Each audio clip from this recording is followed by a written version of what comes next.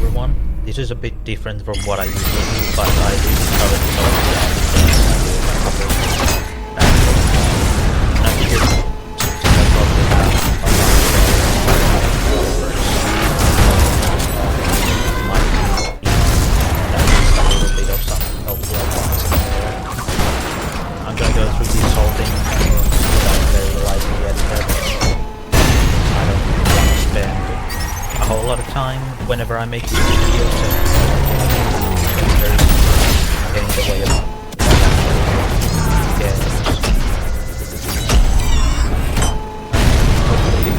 even if you don't agree with me, just like authoritative, I'm just a guy who's still working on his first commercial game, but even if you disagree, hopefully it will at least sort of be interesting or useful perspective.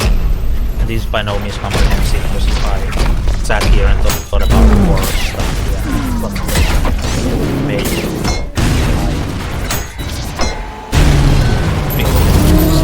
slides, but I figure it's probably better to just stick to mostly what I already know.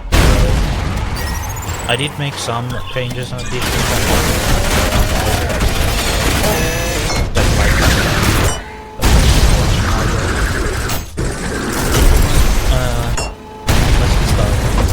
So first of all, some people might be watching this and don't already know, I'm the lead developer of a game called ultrakils. It started as just basically with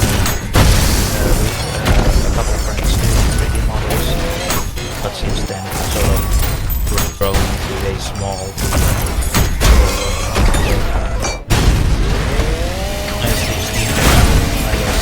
probably an old trailer, but if you don't know what the game is, it's pretty easy to find out, so I'm just gonna skip through the rest. And the obvious question, why should you care what I have to say? One thing, Overkill is pretty well liked, from what I can gather. At the time of making this slideshow, it was at 99% positive reviews with 14,000 reviews, and since then it was 97% positive with up to 4,000 reviews. So hopefully that at least gives you some confidence in what I might have to say about some things. And I think it's pretty good. But also, more important, I hang around other gaming blogs as well, with games, and plenty to make much better than I am. I've learned a lot from them as well over the years, and we really have to be better to do. I mean, you saw the length of the video when you clicked on this. I think we both know what to sign up for. But just a quick TLDR. I started working on it around February 2018. The sort of start of it was a bit crazy. I may have had a friend who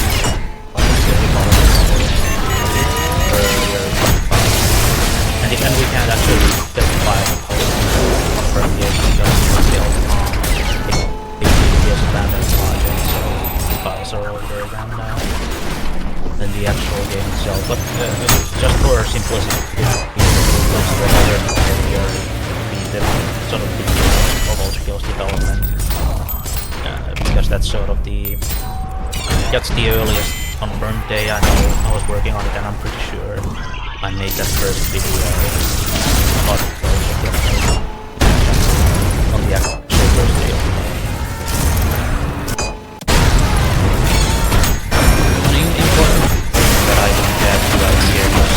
I started uploading videos about it on pretty much, like I said, the day that I started working on it. Because I know there's definitely a lot of people out there who are, I would say, hesitant about showing like your early work. But I feel like it's very difficult for rather it's very easy to lose sight of the fact that like just how much as a game developer, just how much of an uphill battle your body with the game mode is. So it really is just like something that you want to start on like as soon as possible to possibly get some gradually.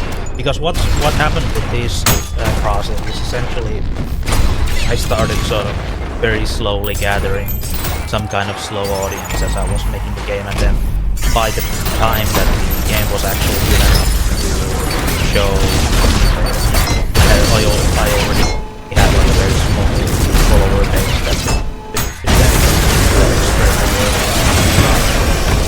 because you can't just like put the game out of the world. Yeah, also because you have some amazing marketing up your sleeve. I highly doubt that. Yeah, like I mentioned earlier, I would basically just be, and I would occasionally ask for the game others.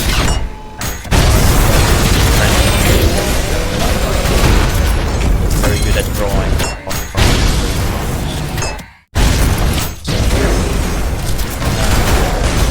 I really started pushing it in the like communities that I was in around like 2019, because I feel like that was around the point where it started to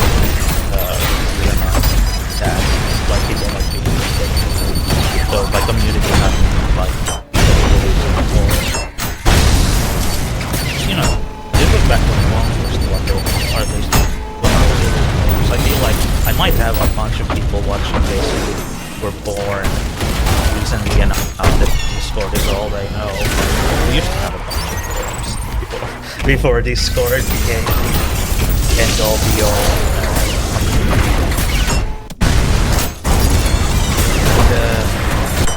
I started getting influencers from thanks to game showing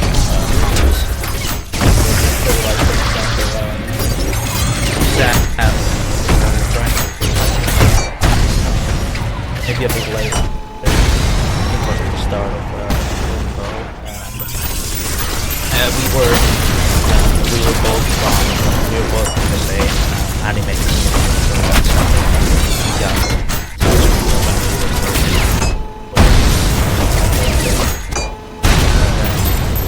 and sort of the big thing here is specifically that the game had gotten to the point where it actually they showed promise, and that it actually seemed like it might be a game that I might be able to make. Because anyone can say that they're gonna make whatever kind of game. I even years and years ago I even got roped into a couple games contests like a composer by people who were just like, I wanna make a game. Not that they were making the game yet, but that they wanted to make the game. And then they got a bunch of people with it. And then everyone pretty soon realized that the guy doing the project didn't actually have any relevance. And then the whole thing fell apart. It's a very common thing that you will hear a bunch of stories about. And that's why it's very important that you actually are able to make your game into a state where like people can trust that you're actually able to make the game instead of just saying that you know this and that. A week later, I released a public demo in August 2019 on itch.io, which sort of started really getting traction through word of mouth, because seeing ultrakils one thing, but like actually playing it, I think sells the game a lot. Than just pictures. That's what getting out of that sort of thing in the live game, and then hopefully having them share that around and talk about it and get their friends to play and stuff like that. Because ultrakils basically has had at least a bunch of people that like zero marketing just very crafty build up to word of mouth. Even through early access, it has continued to be the sort of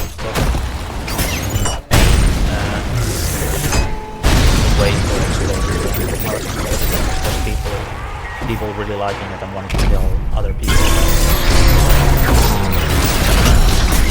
I started sending emails and bills to Blood Interactive, which is the game's publisher, about getting games published. This was back when they were still sort of acting for like a hustle, but nowadays developer rather than publishing like third-party games. Like big like promising developers and stuff, and then alongside them also making their games.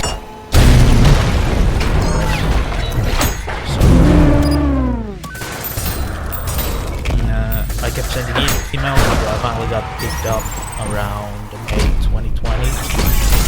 At least that was like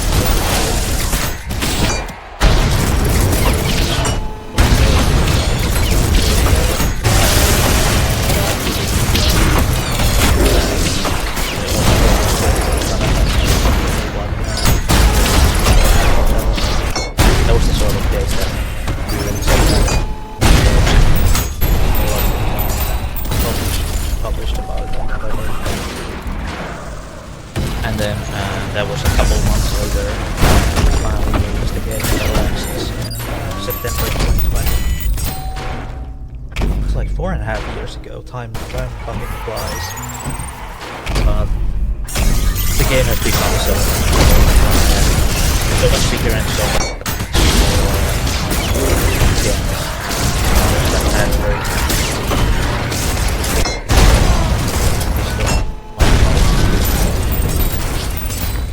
which, yeah, there's a new update every couple of months, so at this point I think Couple is doing some heavy lifting, but we do our best to make sure that we get stuff out on time and make sure that hopefully they for too long.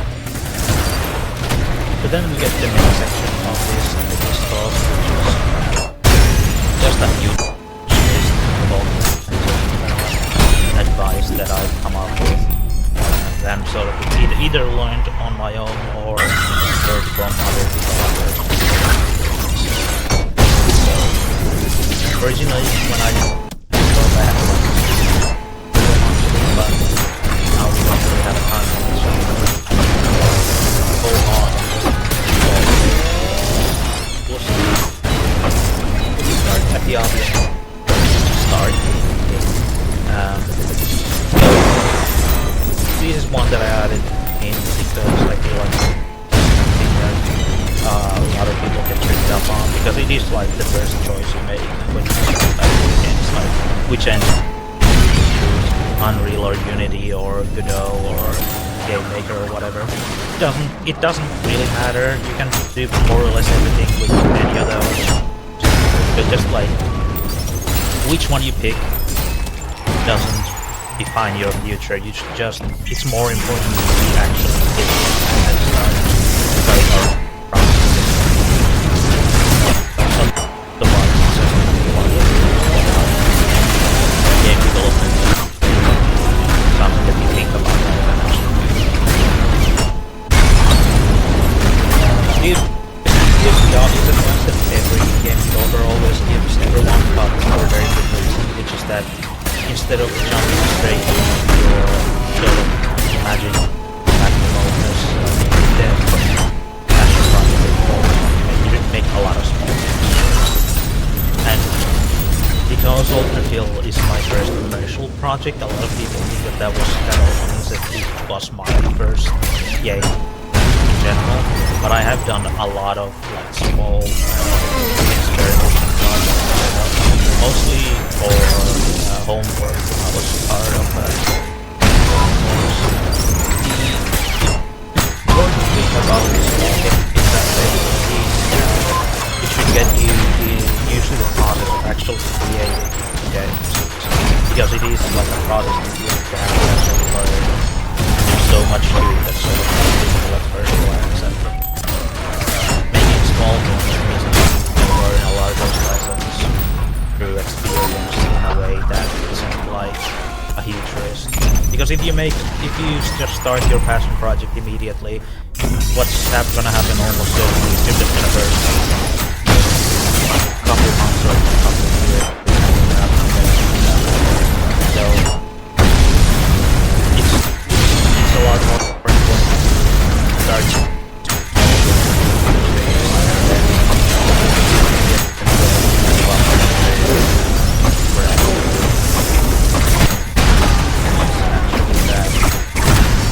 From what I've seen in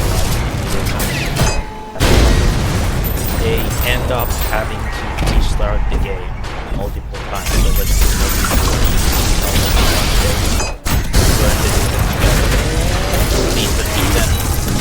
even somehow burn out on your passion project, you still end up spending the same amount of time until as you have just started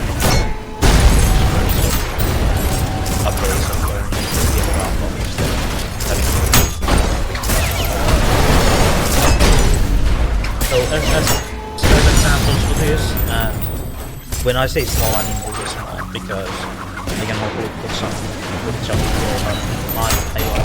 When I actually started really getting into my first project was called Red Night, and I'm dealing with the last Red Night, and it's a very simple platform here, more complex plans for a